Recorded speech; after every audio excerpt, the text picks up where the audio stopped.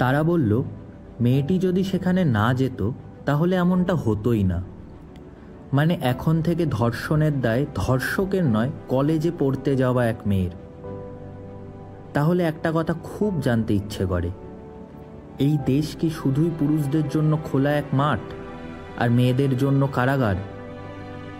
একটা মেয়ে কোথায় যাবে, কবে যাবে, কাকে বলবে, সব হিসেব করে বেরোবে, আর যদি তা না করতে পারে তাহলেই সে দোষী। তাহলে তো মেয়েরা নয়, এই সমাজটাই অসুস্থ।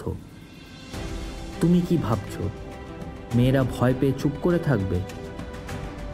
একদমই নয়। ওরা এখন রাগে কাঁপছে, ওরা এখন চোখে চোখ রেখে বলার চেষ্টা করছে, অনেক হয়েছে, আর নয়। নরপিশাচদের চিনে নিতে হবে আমাদেরকেই।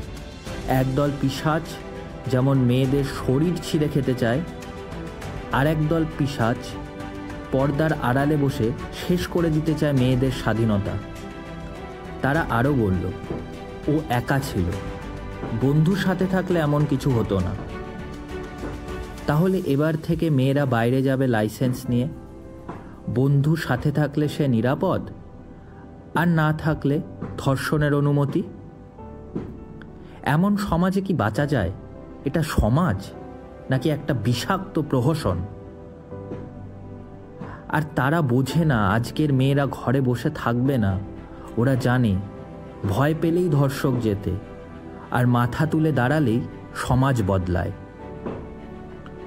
তুমি মেয়েদের গলা চেপে ধরবে, কিন্তু তাদের চিৎকার তুমি থামাতে পারবে না।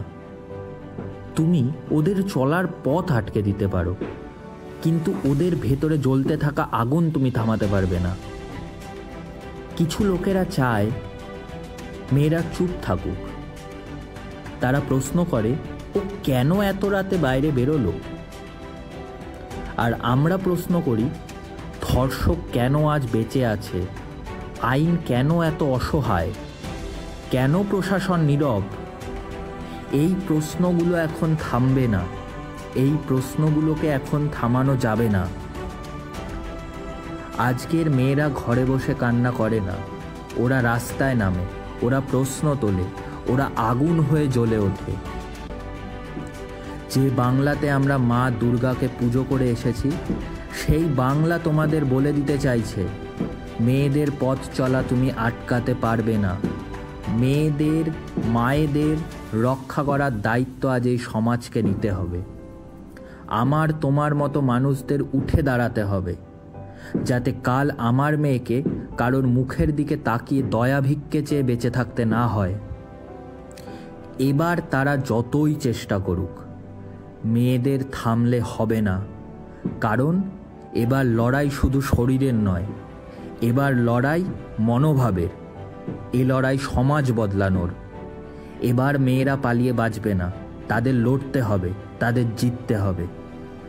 সমাজ বদলানোর দায়িত্ব এবার তাদেরকে নিজের হাতে তুলে নিতে হবে।